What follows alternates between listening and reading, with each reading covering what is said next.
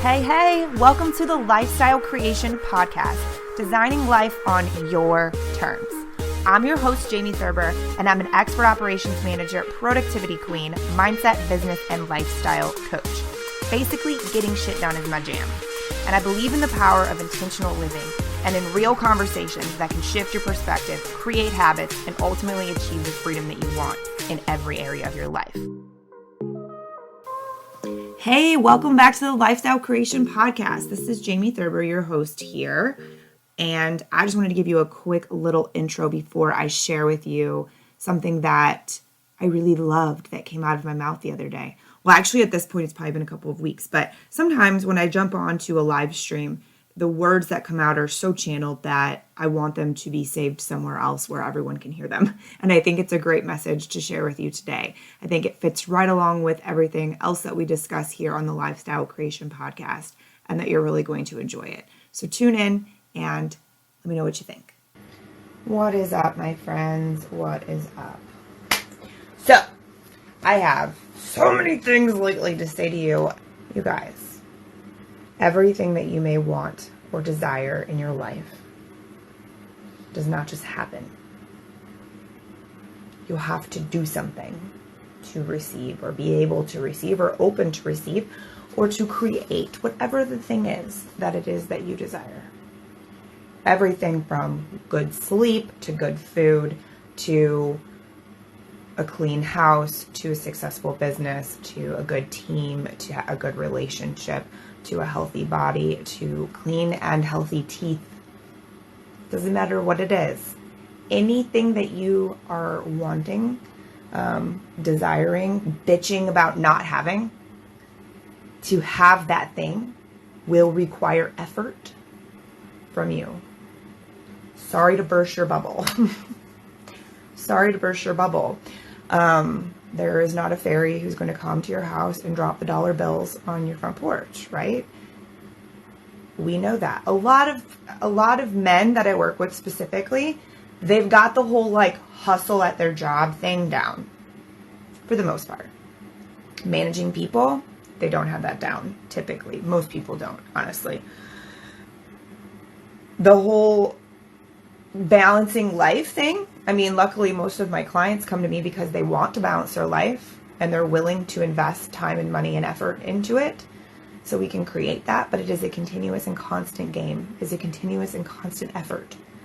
And so it's kind of something that I think is funny because it falls on deaf ears because people are like, oh, this new generation of young adults are so lazy and they're this and they're that and they're the other thing. And I look at my age range and I ask people, when was the last time you followed through on something? When was the last time that you put consistent effort into something that wasn't your job and continued that effort until you got the thing that you wanted or the change that you desired or whatever? What we don't realize is we are leaving a legacy, guys. It doesn't matter if you have children or you don't have children, you're running a company or you're working at McDonald's, it does not matter. You, as a human living a life, are creating and leaving a legacy. Some people, that weighs really heavy on them. I have had clients come to me in tears because the thought of what kind of a legacy they're leaving and not knowing what their purpose is and how to do it and all this becomes overwhelming because there is some noise on the internet that's you need to do blah, blah, blah, blah, blah. And it's no, you have to figure out what's right for you. The other thing that I think really takes the weight off of some of that and allows people to really start to recognize that it does take effort, but you can create it, is this idea or this belief that you get to create it. Isn't that shocking? Your life is not going to look like your parents if you don't want it to. Your relationship or marriage is not going to look like the one your mom and dad had if you don't want it to. But guess what? If you don't consistently put in effort, it's going to look very similar, most likely. That's just the way it goes, right? So your friends, you look around and they may have this or that or something you want. We have to stop. We talk about comparison, right? And how that's not okay because then we don't know our own worth and we are always never good enough because we're comparing to somebody else and blah, blah, blah, blah. there's another layer to that no one's really talking a lot about, and it's the comparison that you're using someone else's measuring stick to measure your success, your life, your happiness, your family, your blah, blah, blah. Why? Because it takes effort to decide what is your measuring stick. It takes time and energy and consistency to learn and determine what you actually want your legacy to be like. What do you want people to know you for? What do you want to leave behind when you die? Is it there lies Tom? He ran a good company, but his kids don't like him, and his marriage failed, and he doesn't have any friends, and he let everybody walk all over him? Or do you want it to be there lies Tom? Here lies Tom. He was a good man. He was kind. He was funny. He made you feel good. He cared about his family. One of my favorite things that I get to hear when I ask people who are coming to me for coaching, I ask them to describe themselves to me. What are 3 words that you would use to describe yourself? And I always enjoy when people, or if like someone else was describing you to me, what would they say? And I love hearing, he cares, he pays attention, she listens, she this, she that. Like that piece tells me a lot about what somebody values in themselves. Because here's the deal. It's easy to walk around and say, I want this, I want that. People should respect me. I should have this and I should have that. Why? It's a little entitled, don't you think? Which is funny because I get that the same group of people are typically walking around bitching about other people who think they're entitled. I digress. That's a whole nother conversation. Where the world doesn't owe you anything. No one owes you anything. No one owes you a damn thing. Nobody. Newsflash. Nobody owes you anything. They don't owe you their kindness. They don't owe you their time. They don't owe you their love. They don't owe you $1 or $200,000. They don't owe you anything. Everything that you want, you have the ability to do things, the effort piece I was talking about, to start to create space for, cultivate, grow for yourself. No one else is going to do it for you. Not even a coach. You pay a coach, they don't do it for you. They hold you accountable to doing it for yourself. They point out the things that you might not want to look at in the mirror. That may be reasons why certain pieces of your world are not the way you want them to be. We teach people how to treat us, friends. It took me a lot of years to fully grasp that. But what we allow people to do will continue. And you don't change that by deciding that you're going to go scream at people and hate everyone. No, you change that by changing your own behavior.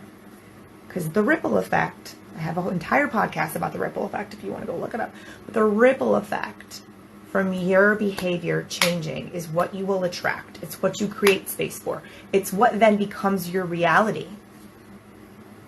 So, as much as I know that for some people that's overwhelming, and sometimes it is for everyone, but it's the truth. And I hate to tell you, but nobody's coming to save you. They're not. You want your life and your world to be different. You need to get clear about what it is that you want, what you stand for, and what you're willing to do.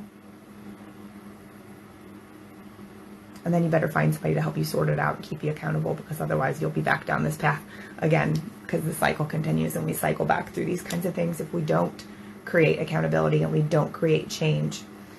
You know, there's a time that I changed, and I'll leave you guys with this. There was a time that I changed my entire life. Completely. I mean, I've changed my entire life actually a lot of times. But the time when I decided I wasn't going to go back to work for someone else. And then it was around that same time that I decided I was going to build a strength inside of my body that I didn't know was possible. During that time, on my mirror, it said, radical change requires radical change.